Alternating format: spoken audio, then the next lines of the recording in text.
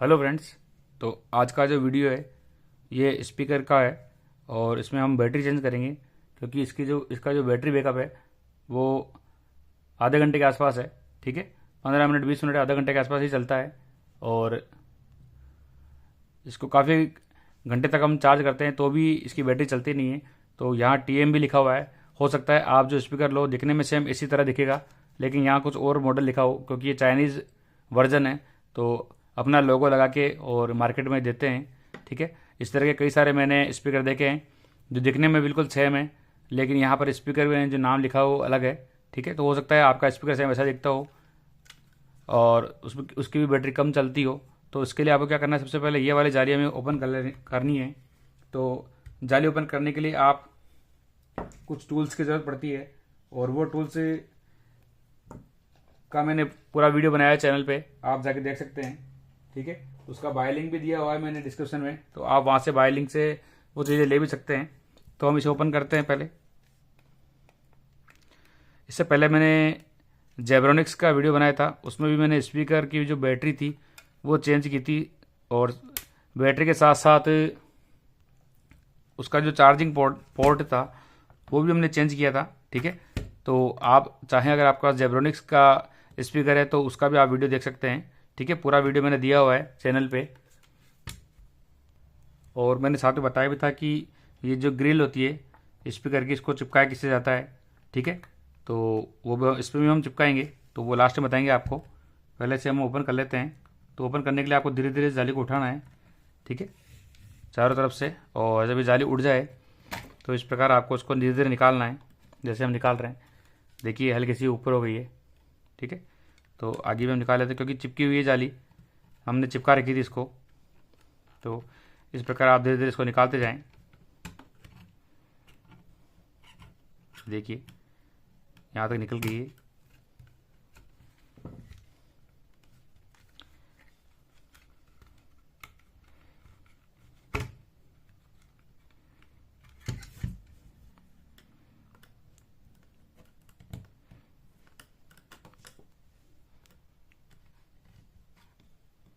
बीच में स्पीकर होता है, इसलिए पेचकस वगैरह आपको नहीं लगाना, ये ध्यान रखें क्योंकि स्पीकर ख़राब हो सकता है हमारा। तो आराम से धीरे धीरे निकालना है।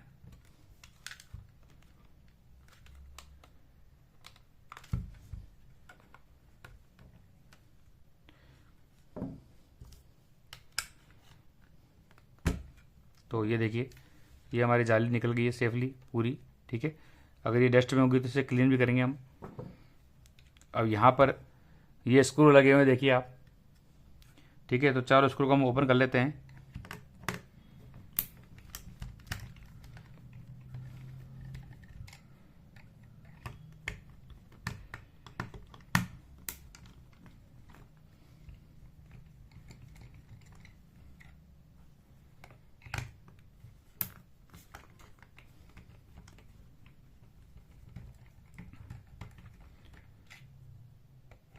सभी इसकी जितने भी स्पीकर है फ्रेंड्स वो सारे इसी तरह ओपन होते हैं। सभी के आगे आपको ग्रिल लगेगी। तो अधिकतर स्पीकर में सबसे पहले हमें जाली हटानी पड़ेगी और उसी के बाद ये स्पीकर ओपन होगा, ये आप ध्यान रखें। ठीक है,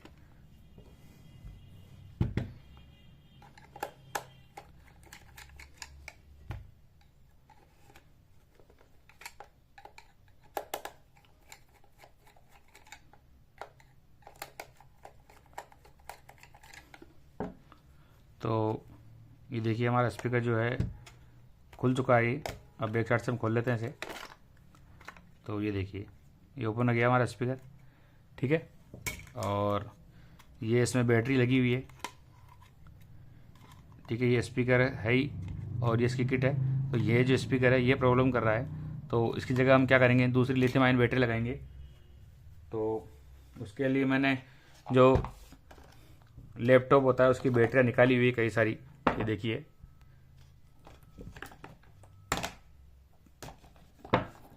तो इनमें से जो सबसे ज़्यादा चार्ज हो उसी को हम लगा देंगे ताकि हमें बैकअप अच्छा मिल सके। ये सारी बैटरियाँ जो है लैपटॉप से निकाली हुई है। इन सब का जो वोल्ट होता है फ्रेंड्स वो 3.7 वोल्ट होता है। ठीक है, और अगर इनका वोल्ट 1 से कम मिलता है हमें तो वो ख़राब है, और अगर आपका वोल्ट जो है लगभग 2 से ऊपर है तो सारी बैटरियाँ सही है। ठीक है, तो हम सबको टेस्टिंग करके बताते हैं आपको। इसके लिए आपको आपके पास या तो मल्टीमीटर होना चाहिए, और अगर आपके पास मल्टीमीटर नहीं है तो आप मार्केट से जाके और किसी भी जो शॉप वाले होते हैं, जो इलेक्ट्रिशियन वाले होते हैं, ठीक है, इलेक्ट्रॉनिक्स का जितना भी सामान रखते हैं, या उनके पास किसी के पास मीटर मिल जाए इस तरह का, तो आप उनसे चेक करवा सकते हैं। और अगर आप घर पे चेक करना चाहते हैं तो इसके लिए बल्ब आपको लेना पड़ेगा, एक बल्ब से भी आप चेक कर सकते हैं। ठीक है, तो देखिए ये हमारा जो मीटर है वो हमने चालू कर लिया है, और अब मैं आपको बताता हूँ ये वाला जो, पहले तो ये देख लेते हैं हम, जिसको हमने निकाला है कि ये क्या कितना चार्ज है या नहीं है। तो देखिए आ रहा है 5.70, क्योंकि हमने उल्टा लगाया है तो इसलिए माइनस में आ रहा है। हम वायर चेंज कर लेते हैं हमारे।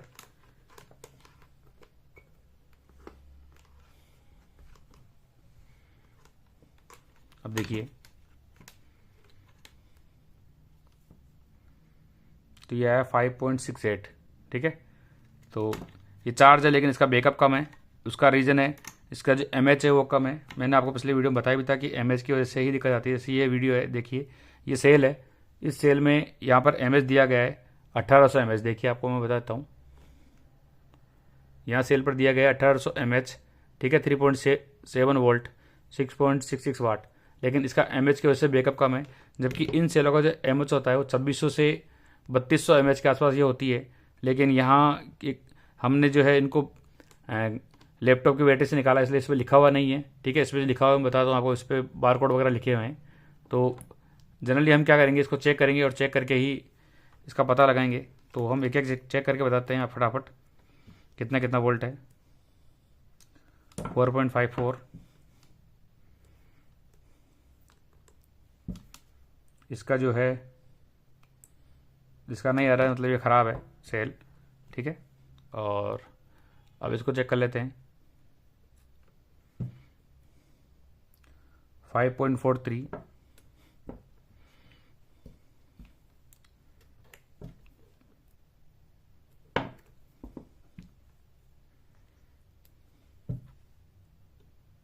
इसका नहीं आ रहा है, इसका मतलब ये भी ख़राब है।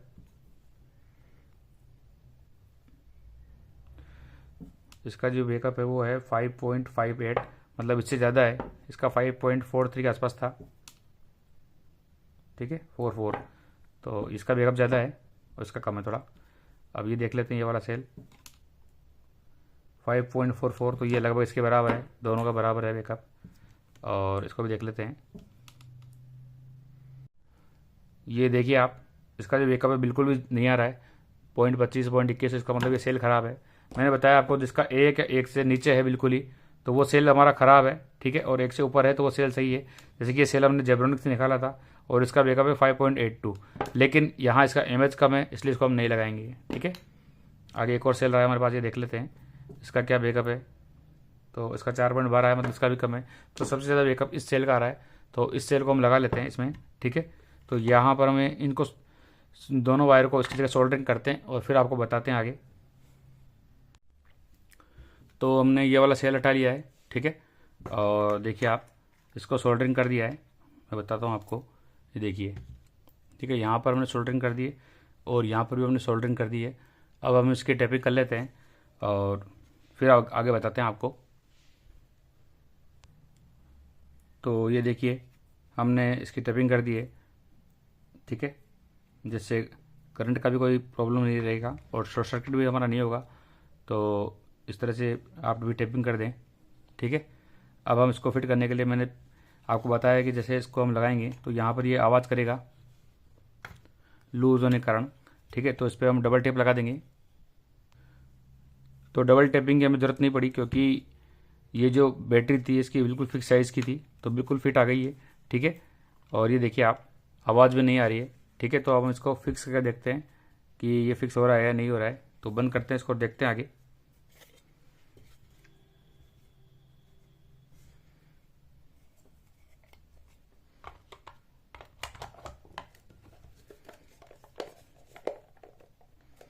तो अगर ये बंद हो जाता है तो फिर टेप की ज़रूरत है ही नहीं हमें।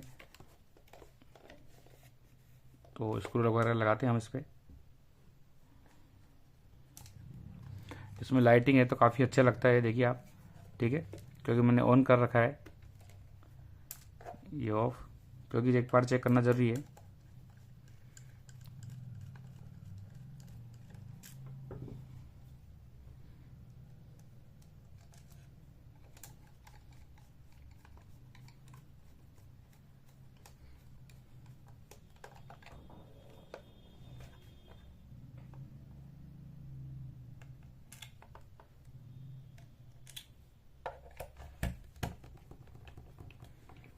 तो इसे फिक्स कर लेते हैं हम।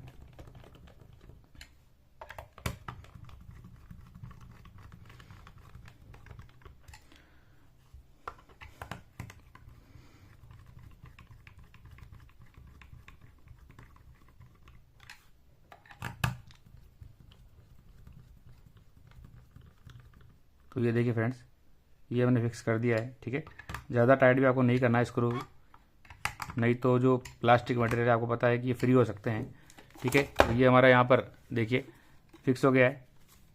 अब हमें इसकी जाली लगानी है, तो जाली के लिए क्या करना है मैं बताता हूँ आपको। तो फ्रेंड्स, नेट ग्रिल लगाने के लिए आप इस तरह की ट्यूब ले सकते हैं, या तो ये फेवी बॉन्ड ले लें, या फिर बॉन्ड और ही पाता है वो ले लें, या फिर बॉन्ड ग्रिप की जगह इसके अलावा कई सारे और भी रबर सिंथेटिक रबड़ के जो ट्यूब आती है वो आप ले सकते हैं, ठीक है। मेनली इनमें जो है रबर बेस एडिसिव होता है, ठीक है, एडिसिव होता है जो इसको फिक्स करने काम आता है। तो यहाँ पर आप जो देख रहे हैं, इस जगह हमें चारों जगह लगानी है, ठीक है, 4-5 जगह, और इसको ग्रिल को लगा देना है। तो हम करते हैं अप्लाई और लगाते हैं ग्रिल को।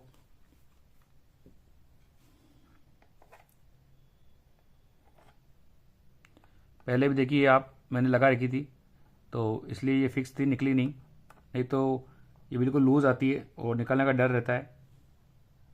तो जब शुरू में आया था स्पीकर तो ये लूज़ थी, तो मैंने ये इस पर अप्लाई कर दिया था, ठीक है। तो इस प्रकार हमें लगाना है। अब हम ग्रिल लगा लेते हैं। अब जो नेट की जाली है उसको हम साफ़ कर लेते हैं कपड़े से, क्योंकि ये वाला तो स्पीकर जो है क्लीन ही था, इसलिए इसको वॉश करने की ज़रूरत भी नहीं है, ठीक है। अब जो जाली है इसकी, इसको हम लगा देते हैं।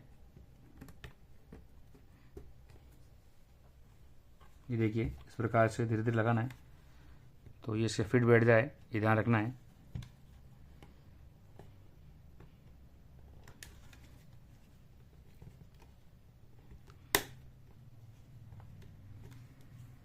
तो ये देखिए ये कंप्लीट लग गई है, ठीक है, जाली।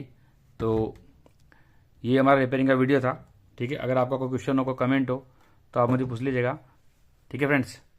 तो थैंक यू, ओके, बाय।